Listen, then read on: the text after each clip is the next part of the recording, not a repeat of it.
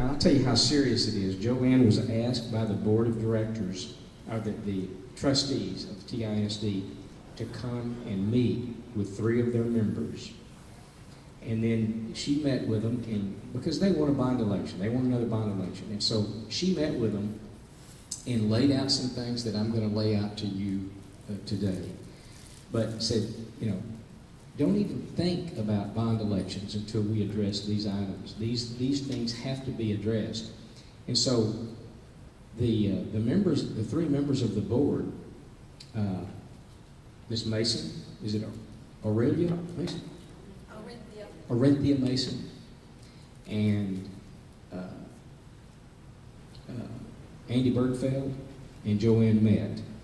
And they asked her to come back Monday night to speak to the whole group and to the board, the rest of the board, because that's how serious now they're taking it. Because they recognize, A, things are real, there's some real serious problems with TISD, and B, they want to get that bond election, and they know they need us to get that through, get that done. So she met with them, and she asked me to go over some of these things that they talked about and that she brought up at the board. And for those of you at the board meeting Monday night, and for those of you that were there, this is sort of repetitive, but let me kind of go over some of that. First of all, before we get to the 5 points, there's a serious problem with conduct in schools. And at Robert E. Lee, there are some 60 students that are identified as problem students. I mean, serious problems. And some of the conduct problems we're talking about are spitting at teachers, throwing water bottles at them, threatening them. Some of these female teachers are sending them out to go to the bathroom, because if she sends them to the principal's office, they won't go. So I mean, they just wander around. I mean, and I think a lot of it's gang related. There's some influence there, but the point is, there's a serious conduct problem, and the board, and what she told the board is that they must address the hardcore discipline problems to support the teachers and to protect the students who are there to learn. Frankly, I don't know how some of these teachers stay teaching or stay in those schools. And we're talking Robert E. Lee and John Town. I don't know how they stay. I don't know how they decide to continue, and a lot of them haven't. But we're urging the board to institute a program to remove the worst students from the campuses and put them in a rigorous, structured environment with specific criteria that the students must meet in order to earn their way back to campus. If we don't get these juveniles out of these schools, then it affects not only the teachers, but the students that are there to learn. And it's not fair to graduate students from high school who have to go through this. And I'll talk about preparation for college in a minute, but I mean, something's got to be done there. So, and the board recognized this. They said they recognize something has to be done. I'll give you an idea. It takes, and this comes down from the administration, it takes 40 write-ups for a behavioral problem to send a student to Plano. 40 write-ups. To me, in my mind, that's 39 too many when you look at some of the things that are going on. Anyway, there's got to be some changes there, and we are requiring that to move forward. All right, let me go over the 5 points that Joanne brought up. First of all, regarding a bond election, cost estimates must be proved up related to construction costs. Bob Brewer's been heavily involved in this research for probably a couple years or more, and that is the cost to construct these buildings when compared to other school districts. And we're going to be bringing some studies to them and asking them to tell us why these costs have to be as much as $100 or more above other districts that are building fine schools. Clarify district's timeline for redrawing the boundaries. it's not fair for parents to send their children to school when they don't know what school, to pass a bond election when they don't know whether their kids are going to be going to school. And even Dr. Reed said, here's his quote, it's going to be a painful process for us to go through, but we can't move forward as a district if we don't address that issue, the redrawing of the boundaries. And if you're going to change the way schools academics are delivered, that's the next item, then you've got to know where the boundaries are. You can't change the way academics are delivered without the boundary situation being fixed. Third, prove up and justify proposed new academic delivery system. By that, there are changes that some of you may have gone to some of the presentations around the district that were done, but they're proposing new 5th and 6th grade centers. This is going to change elementary schools, it's going to change middle schools, and it's going to change high schools if you're going to put in new 5th and 6th grade centers. Also, the technical building for technical students, which I think is probably a great idea, but other things have to be put in line first. Number 4, prove up and justify estimated reduced operating costs. With these changes, with this package, what's it going to do to operating costs? Is it going to increase, stay the same, or be reduced? And then 5th, I don't know, Joanne's talked about this before, but this is the TISD covenant with the community. It started in 1997. It was officially signed and put in place in 2001. This was an effort between TISD and Dr. Crow with UT Tyler, Dr. Mabry with TJC, and Dr. Hawkins with Texas College. And it was a 3-4 page.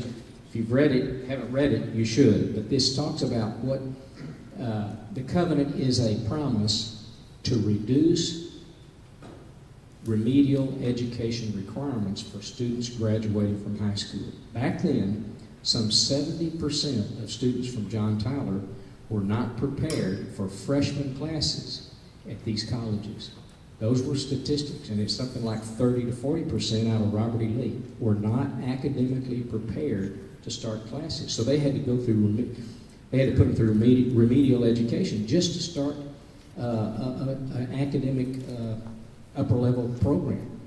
So this is, and the point here is this has been abandoned. TISD no longer observes this or has done anything about it. And so the remedial education requirements are still just as bad as they were. So Joanne and Grassroots is insisting that this be put back on the table and adopted and followed. Let me say, folks, in conclusion, there's some serious needs here. And we have a TISD watchdog group, particularly teachers, but anybody here. If you are fired up about this, like I am, like Joanne is, you need to get involved with the watchdog group and get serious. Not people that are just wanting to sign up and not do anything. We're talking about people that are seriously interested in action, making changes. There's not a better time. The board is ready to do what we want them to do. They've indicated that. They not only invited Joanne to speak Monday night, but when she was done with her talk, what I just went over, she went to sit down and she was called back for questions by the board. And Mrs. Mason and others asked her, kept her up there for another 15 minutes. And you're only allowed 5 minutes to speak, but that went out the window. They kept her up there for another 15 minutes asking questions to elaborate on these things. They're interested in getting something done. And if they're interested now in getting something done, we need to push them across the line. So I'm asking, if you're interested, if you have a desire, if you have a motivation to see that something's done about TISD, let me know, and we'll get you on the watch. We're going to hold a watchdog meeting soon, and Joanne's going to go over some of this and how she proposes to address these items. There's one item that I didn't even bring up, and neither did she, but is this C-scope, which is a new academic plan for students that takes lesson planning out of the hands of teachers. And for first year teachers that don't know anything about anything related to teaching, that's probably good. That some sort of a structured plan is good. But if you see what, and we've talked to teachers who have encountered this program, they're under this program, and it is worse than horrible. One teacher was telling me back when he was in school graduated in 73. Okay, when he was in high school, there were 30-page reports required of seniors. 30-page, not reports, excuse me, research papers required. Now, they're fortunate, they're lucky to have to do 4 or 5 paragraphs. It's not called a research paper, it's called a report. So this is the kind of thing that's happening in our district, and it's why these kids aren't qualified to go to college. Even the ones that want to go to college, they not all need to go, but those that want to go aren't qualified anymore coming out of our school. So anyway, see me if you're interested in getting started. I want to we want to try to make a difference here, and I think the timing is right to do that. Thank you. Yes. Yes, sir. Earlier you made the statement that the construction costs on the new buildings were $100 higher. Are you saying they're $100 per square foot higher? Yes. Can you repeat? Basically, our last bond election, which included Andy Woods High School, or junior high, elementary school, if you average those 5 schools in the square footage, the average cost per square foot in the bond was $278. Almost all construction costs are around $160 to $170. So we're trying to find why there's that big gap. It could have something to do with something we don't know about. So anyway, what I did yesterday was ask them, to give us 5 comparable cities, their bond elections for new construction of schools, and what the square footage was of those. So anyway, it's something that I've been working on for almost 3 years now, and I still haven't gotten it. I've been promised answers from them, and I've never gotten it.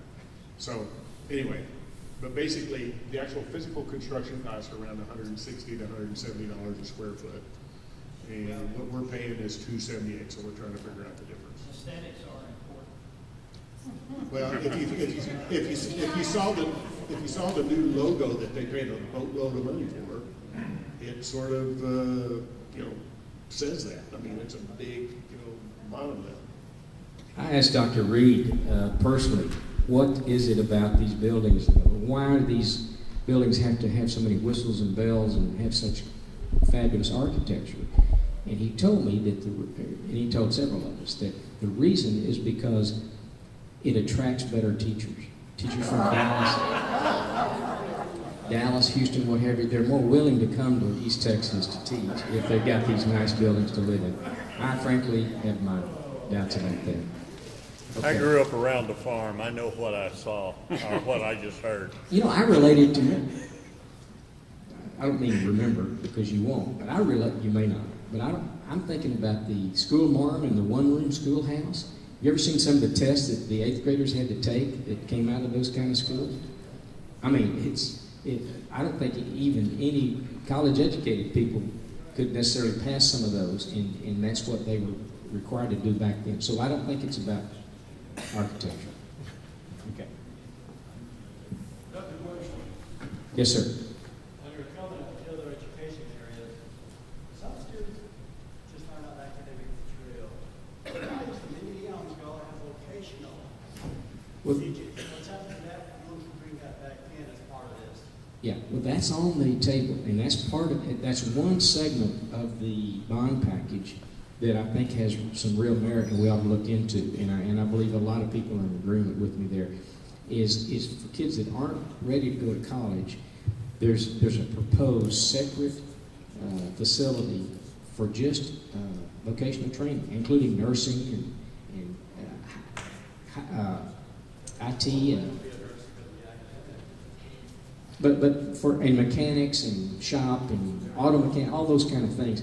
That has merit for, and it's separate, and it would combine all the high schools together to meet for that, and agree that's something that it needs to be done, and that would take and for some of these incorrigible kids we were talking about,